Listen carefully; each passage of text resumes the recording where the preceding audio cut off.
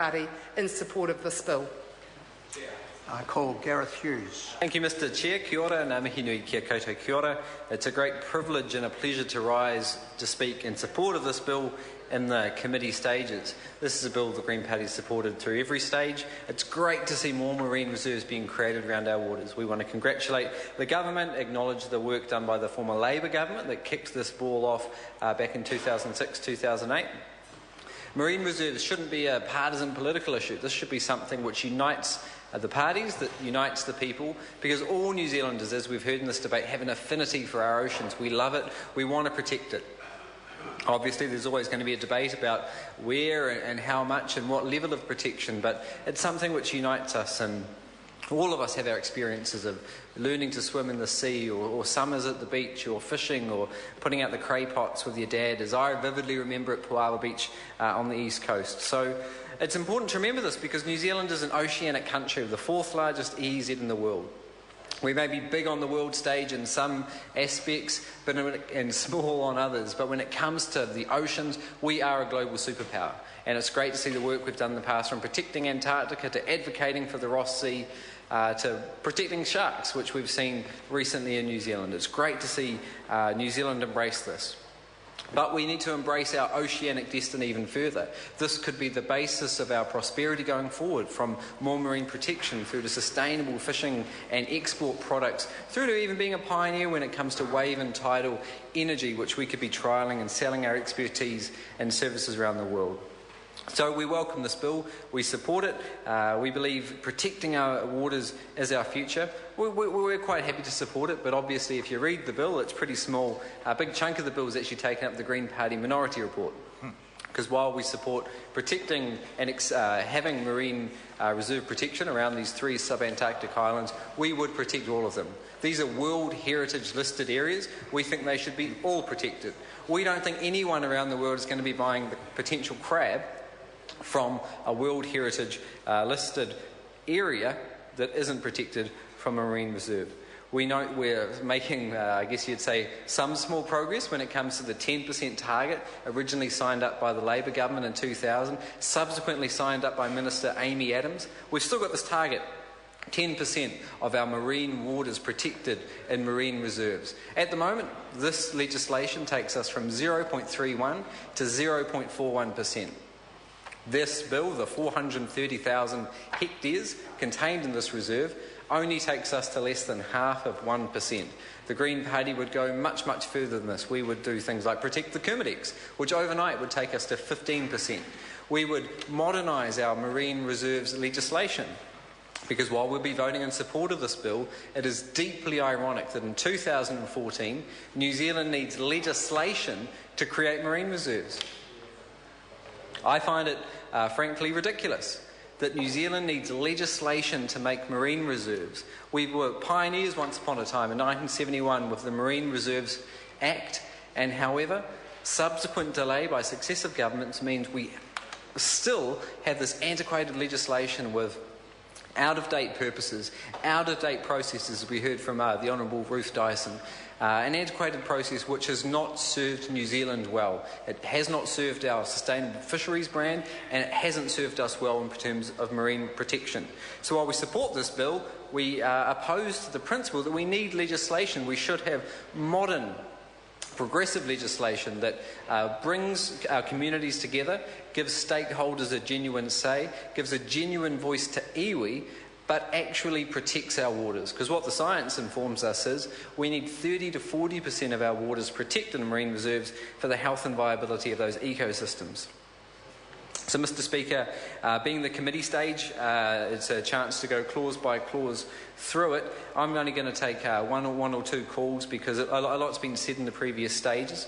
I want to acknowledge the select committee process and the chair, Nikki Wagner. Obviously, we put a minority report in. Eugenie Sage and I, the Green members on the Local Government and Environment Committee, pushed for full protection. We weren't a lone voice. This is what the majority of submitters were urging, to fully protect these World Heritage areas. And that's what a future Green government would look to be doing. We welcome the 5-year review, which has been brought forward from 7 years. That's a positive move. I would have preferred that to be brought forward a little sooner, because I think we can move to 100% protection a lot sooner. Now, the SOP we have in front of this House, only a single, Mr Chair. Gareth Hughes. Thank you, Mr Chair. The single SOP, the amendment to be considered by this stage in the debate, relates to moving the establishment of this marine reserve forward.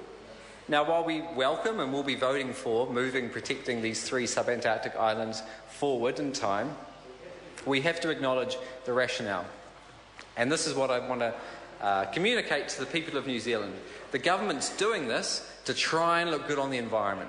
They're trying to look good on the environment because in reality they are hopeless. No amount of spin, no amount of gloss is going to paper over those gaps, those glaring gaps in the environmental performance of New Zealand under 5 years of national.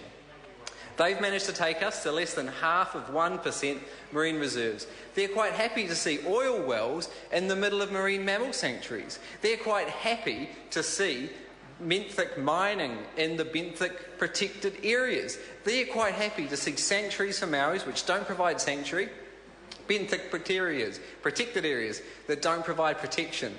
We see a minister standing up advocating for a company, Trans-Tasman Resources, to literally vacuum up 50 million tonnes of iron ore and sand off the Whanganui coast, Maui's dolphin habitat. A government which is prepared to give that very same company $25 million over 5 years, the very same government who's stacked the Environmental Protection Agency process against them, who's not delivering for that small group of brave Kiwis trying to fight this gigantic seabed mining experiment on the coast. They won't even help them out with environmental legal aid and putting them through the ringer.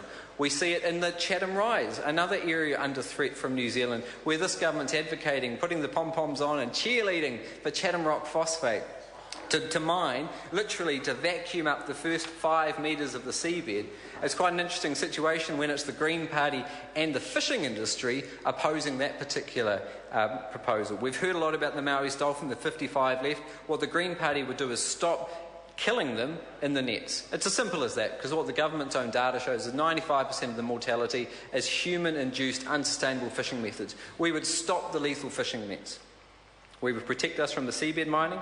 We would act to reduce our waste flows going into the great garbage patch, our ocean which is filling up with plastic waste, and I'm sure Minister Heatley heard about those the turtles which are arriving in Northland in his neck of the woods, which unfortunately are ingesting so much plastic they can't dive, they can't eat, and unfortunately are washing up in New Zealand and perishing. What we need to do is embrace the future, which is a New Zealand which takes this seriously, which has integrated oceans policy that undertakes spatial planning, so we know where to protect, where resources are appropriate and right to do, obviously with a due consultation with iwi and the public of New Zealand. What we need to do is protect what we love, because this is the basis of our $1.5 billion seafood export industry. This is the basis of who we are as New Zealanders. We love our waters, we want to protect it, and that's what I'm quite happy to sing to the rafters in election year. Now, obviously, the government's trying to make a focus of this during the election campaign, trying to literally use legislation to, first of all, to create marine reserves, and secondly, bringing forward amendments to try and rush it through to bring it sooner. We welcome the inclusion, the faster inclusion of this reserve, and if the government wants to have an election battle forced on marine protection, I think both sides of this House welcome that. We've got some great ideas, great policy, and when you look at the track record, I think New Zealanders know if you're going to protect your basis of your livelihood, if you're going to protect what you love, you're going to be voting Green in 2014. Kia ora. I call Nikki Wagner. Mr. Chair. Nikki Wagner. Thank you very much, Mr. Chair. I'm very pleased to support this bill. It's very exciting that we're going to have 3 new